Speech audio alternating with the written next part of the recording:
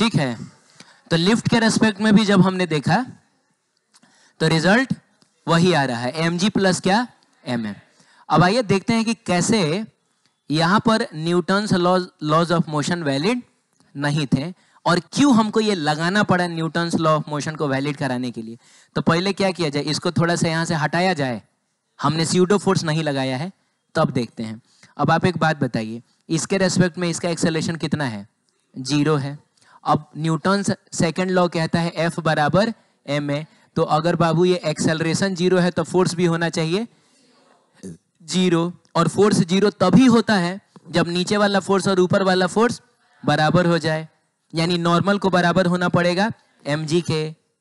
अब देखो ये आदमी इतना पढ़ा लिखा तो है, इसको इतना तो पता है कि mg में बदलाव, अच्छा लिफ्ट जब ऊपर जाने लगा और इसका रीडिंग बढ़ गया तो इसको इतना तो पता चल गया होगा ना कि नॉर्मल mg से ज्यादा है, क्योंकि mg में बदलाव नहीं हुआ होगा। लिफ्ट ऊपर जाए, लिफ्ट नीचे जाए, लिफ्ट रुका रहे, ग्रेविटेशनल फोर्स पे असर पड़ता है क्या, ना, mg तो वही होगा, लेकिन रीडिंग बढ़ गया का मतलब नॉर्मल जरूर बढ़ गया होगा। ये चीज ये आदमी समझ रहा है कि नॉर्मल जरूर बढ़ गया होगा। अब अगर नॉर्मल mg से ज्यादा है, नॉर्मल mg से, इसका मतलब नेट फोर्स 0 नहीं है, तो F नेट जो है वो 0 नहीं है। ये चीज इसने ऑब्जर्व किया है, रीडिंग देख के ऑब्जर्व किया है कि नॉर्मल mg से ज्यादा है, और एक फोर्स अगर ज्यादा हो नेट फोर्स कभी भी 0 नहीं होगा। लेकिन इसके रेस्पेक्ट में एक्सेलरेशन कितना है, न्यूटन्स लॉ इनवैलिड नहीं हो गया। नेट एक्सेलरेशन 0 है और नेट फोर्स 0 नहीं है, तो क्या न्यूटन्स लॉ इनवैलिड नहीं हो गया, हो गया इनवैलिड। यानी एक नॉन इनर्शियल फ्रेम में न्यूटन्स लॉ वैलिड नहीं होता है। अब इसी को वैलिड कराने के लिए हमने एक एक्स्ट्रा फोर्स इधर कितना लगा दिया, ma, बोलिए ना। अब देखिए ना, अब जो है नॉर्मल ऑब्वियसली mg से ज्यादा है, अरे यार mg से ज्यादा, इसको सपोर्ट की जरूरत ना है, तो इसीलिए हमको एक एक्स्ट्रा फोर्स अपने से लगाना पड़ा, और उस फोर्स को हम लोग कहते हैं स्यूडो फोर्स। ये कोई रियल फोर्स नहीं होता है, और वो कितना लगाना पड़ेगा हमको, ma लगाना पड़ेगा। ये बात आपको समझ में आई? चलिए ठीक है, तो इस केस में जो रीडिंग हो जाएगी बताइए वो कितनी हो जाएगी, सॉरी रीडिंग कितनी हो जाएगी, g से डिवाइड करिए, m plus ma divided by g हो जाएगा। सही है, आगे बढ़ते हैं। अब एक काम करते हैं, इसी लिफ्ट को ना अब हम नीचे भेजते हैं, कहां, नीचे भेजते हैं a एक्सेलरेशन से। तो पता है क्या हो रहा है, अगर लिफ्ट नीचे जा रही है एक्सेलरेशन से ना, अब रीडिंग पहले से कम हो गया, वो 10 kg का 8 kg दिखाने लगा। तो बताइए सबसे पहले हम किसके रेस्पेक्ट में देखें, इनके रेस्पेक्ट में देखें, यानी इस सिचुएशन को हम डील करने जा रहे हैं विथ रेस्पेक्ट टू क्या, ग्राउंड। चलिए ये है आपका लिफ्ट, ये वेइंग मशीन, ये ऑब्जेक्ट जिसका मास कितना है, m है, और ऑब्जर्वर को हम कहाँ मान रहे हैं, जमीन पर मान रहे हैं। नीचे की तरफ क्या, जल्दी बोलिए, ऊपर की तरफ क्या, अच्छा पहले भेज तो लिया जाए, भेज तो नीचे जा रहे तो नीचे दिखना भी तो चाहिए जाता हुआ, बढ़िया है। तो ये है mg ऊपर है नॉर्मल, और एक्सेलरेशन कहाँ है, नीचे की तरफ। इनके रेस्पेक्ट में इसका एक्सेलरेशन कहाँ है, नीचे ही ना है, दिख रहा है, ठीक है। तो बताइए ड्राइविंग फोर्स को, अच्छा स्यूडो फोर्स ड्रॉ होगा, अरे किसके रेस्पेक्ट में देख रहे हो, ग्राउंड के रेस्पेक्ट में स्यूडो फोर्स ड्रॉ नहीं होगा, ठीक है। तो कहने का मतलब है कि ड्राइविंग फोर्स इस केस में mg आएगा, अपोजिंग फोर्स क्या आएगा, n आएगा, अब मास है m, एक्सेलरेशन a। नॉर्मल को उधर भेजिए, ma को इधर भेजिए। ये क्या लिखा है मैंने, driving force minus opposing force बराबर मास इनटू एक्सेलरेशन, इसको उधर इसको इधर भेजिए, n बराबर हो जाएगा mg minus ma। Normal mg से कम हो गया, और नॉर्मल कम हो गया तो रीडिंग भी कम हो जाएगा। अगर मैं आपसे पूछूं कि रीडिंग कितना होगा तो g से डिवाइड करो, तो ये हो जाएगा m minus ma divided by क्या, g, ऐसा हो जाएगा।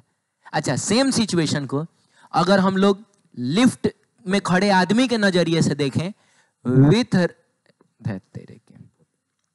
विथ रेस्पेक्ट टू, अगर हम लोग लिफ्ट देखे बाबू तो क्या होगा बताओ, सूटकेस कैसा दिख रहा है, नहीं एक मिनट रुकिए, इन लोगों को सूटकेस कैसा दिख रहा है, ए एक्सेलरेशन से नीचे जाता हुआ दिखा दिया, ए एक्सेलरेशन से नीचे जाता हुआ, है।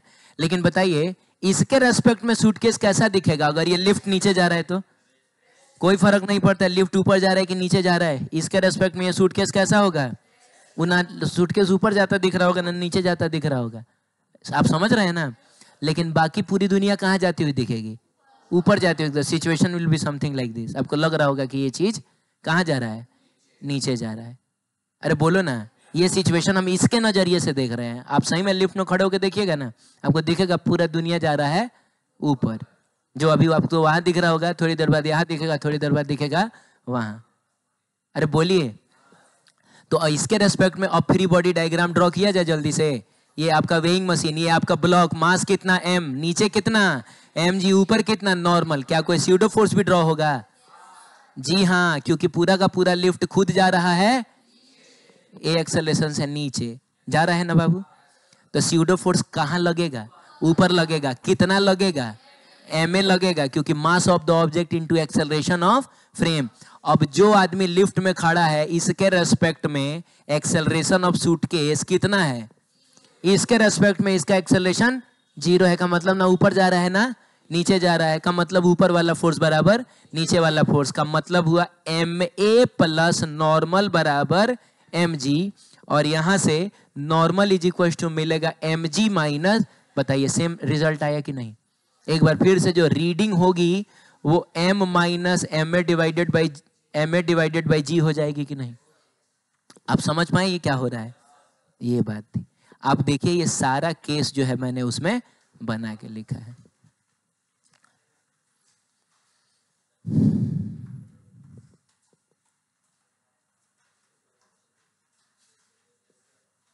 ठीक है।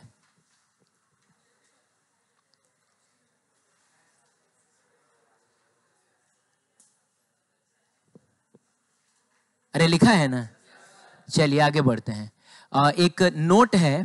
नोट ये है कि फिजिक्स के किसी भी फॉर्मूले में अगर कहीं जी आ रहा हो तो जाहिर सी बात है वो एक इनर्शियल फ्रेम के लिए डिराइव्ड फॉर्मूला होगा।